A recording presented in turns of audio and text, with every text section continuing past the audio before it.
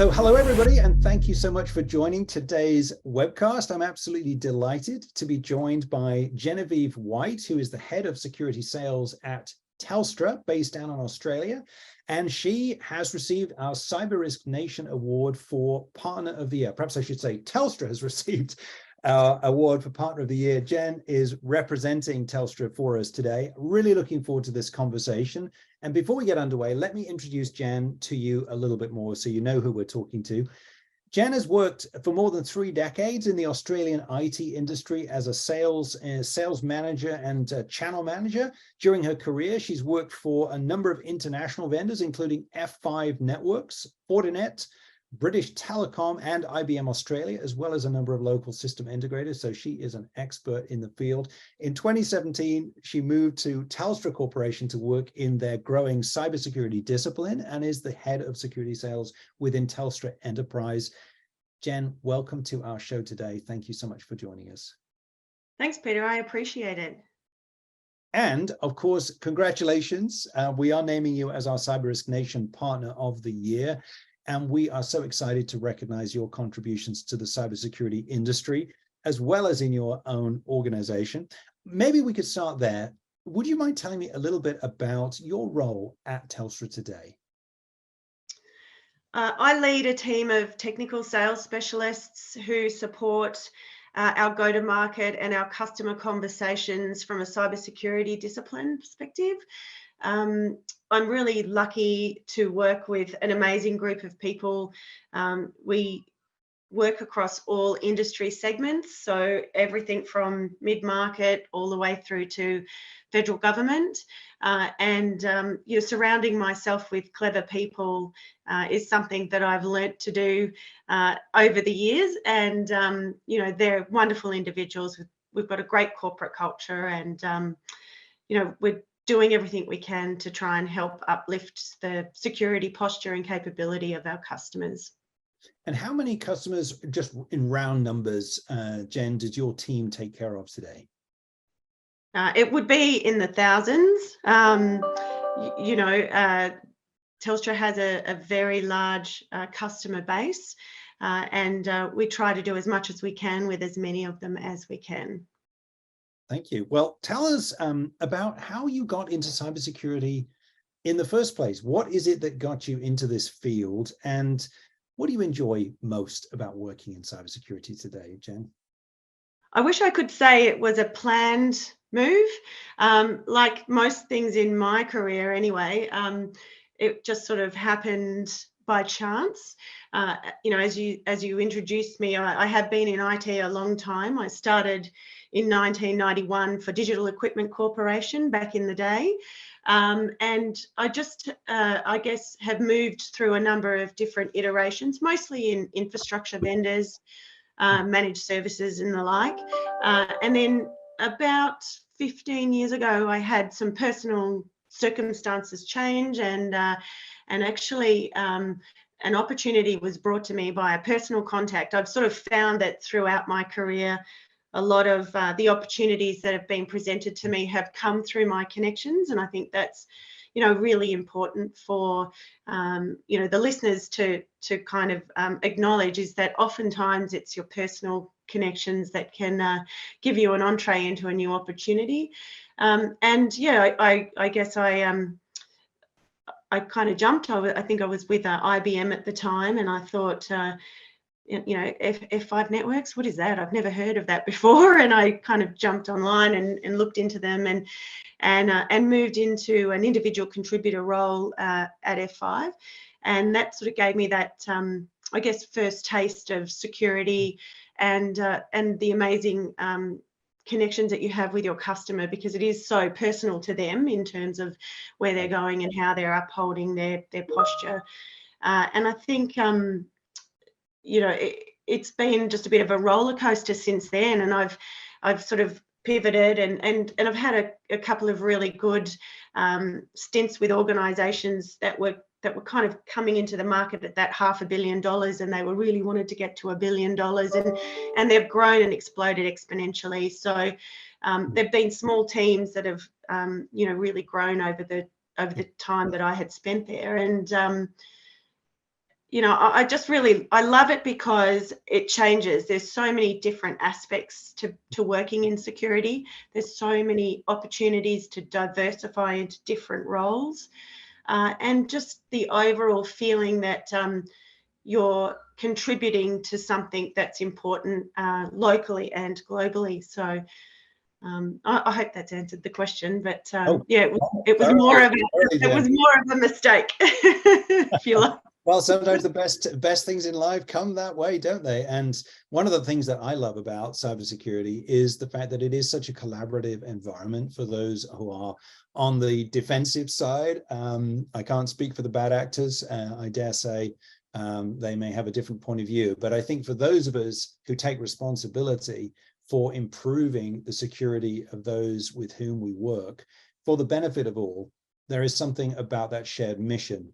But sometimes there are things that stand out, and I'm wondering if there's anything that occurs to you from your time in cybersecurity that you would consider to be a memorable moment when you felt maybe you were making a bigger difference than at other times, or maybe you were dealing with something that was just untoward and created a big challenge for you.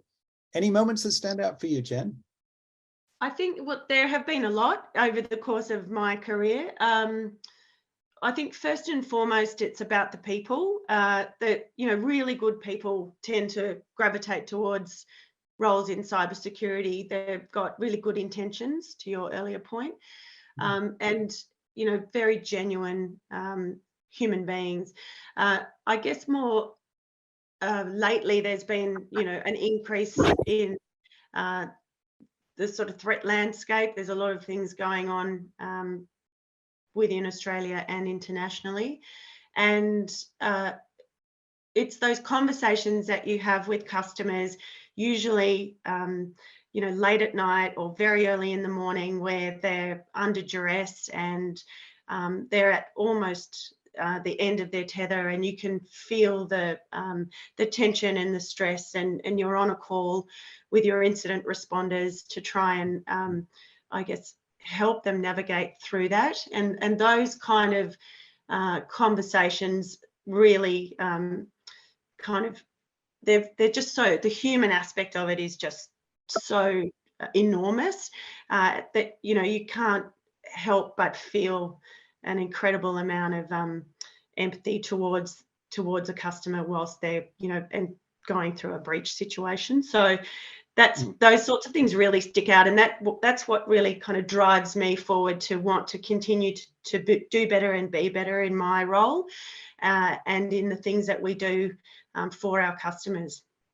Yeah, I couldn't agree more. And being in the trenches with someone that's facing an attack or an incident of that type makes you realize just how crucial it is that we anticipate these situations which do arise, and that we take every action that we can to avoid them arising in the future, which leads me to think about the role of risk management. And as you know, CyberDirect is focused on third-party risk management as one of the key areas of concern these days for cybersecurity organizations.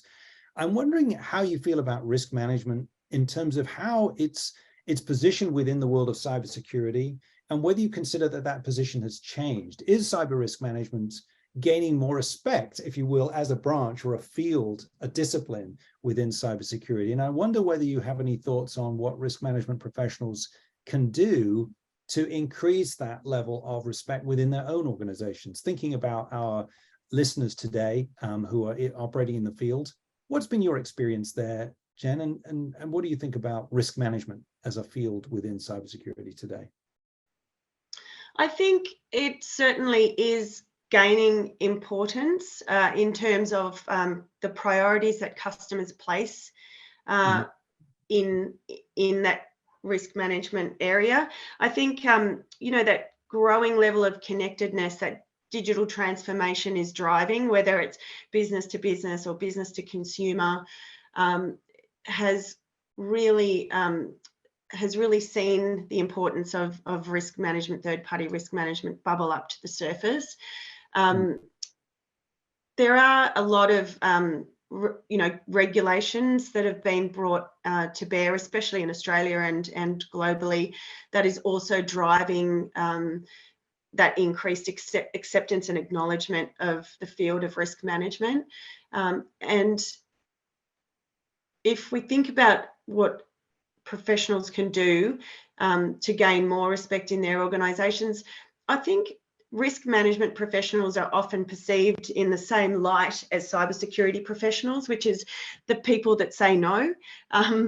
And, you know, in order to change that, I think we need to view them as enablers for organisations, you know, a new opportunity to provide that assurance and increase the posture as our businesses become more connected. And I think we need to take more of a leadership position in terms of, you know, making sure that security and all aspects of security, including risk management, needs to be embedded across an organisation, you know, inherently, you know. So, you know, how can we understand what AI is going to do in terms of the tooling and predictive analysis and all of that sort of stuff, and how can we harness that to help organisations, you know, increase their security posture and be more aware, I think. So, you know, I think it, you know, to kind of loop back, I think it is gaining more importance. And there is so much more we can do. It's just about that perception. It's not about the no all the time. It's no for a reason, and how can we work around that?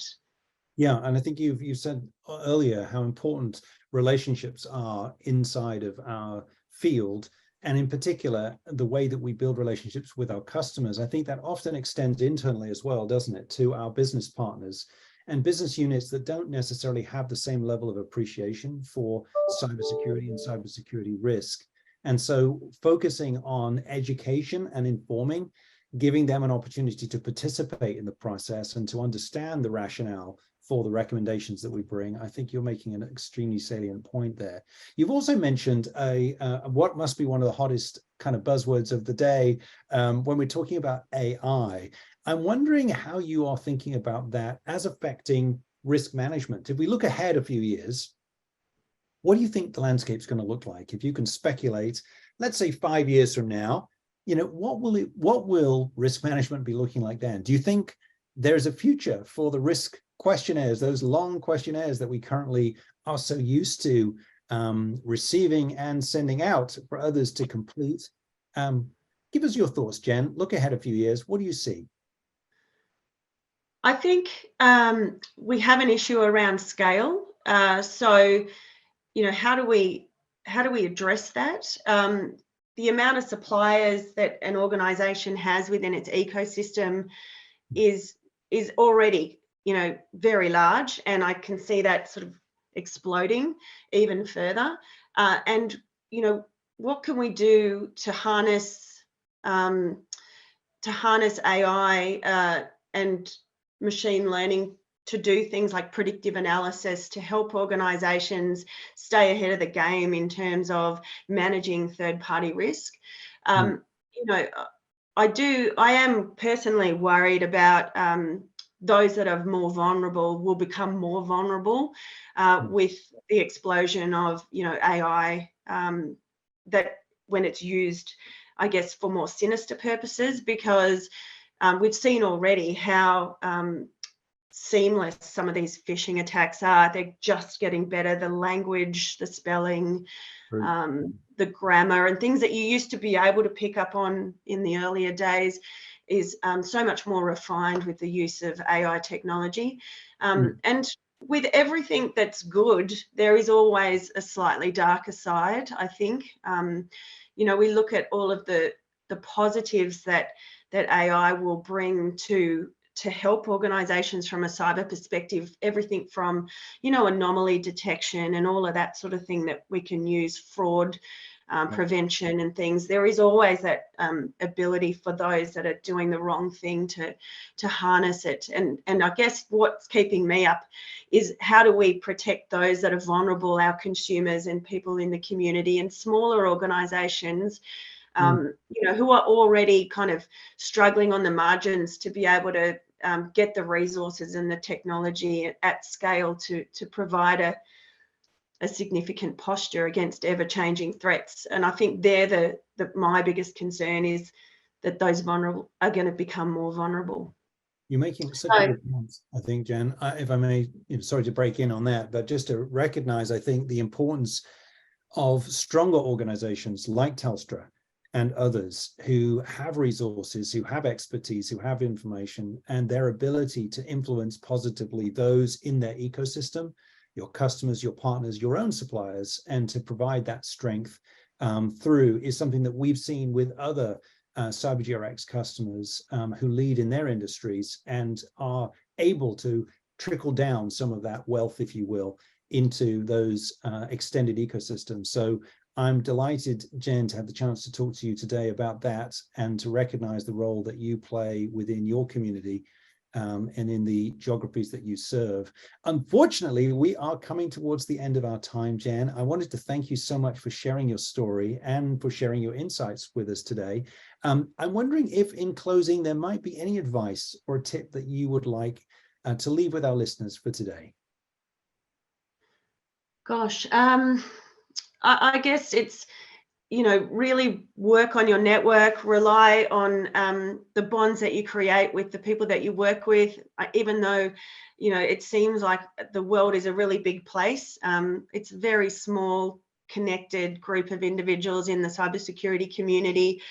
Stay true to your values and do everything you can for the greater common good. Great advice. You've been listening to Jen White, Head of Security Sales at Telstra, CyberGRX's and Cyber Risk Nation's Partner of the Year. Thank you so much for tuning in. We look forward to welcoming you to our next webcast. Jen, thank you for being with us today. Have a great rest of your day. Thanks, Appreciate it. Thank you.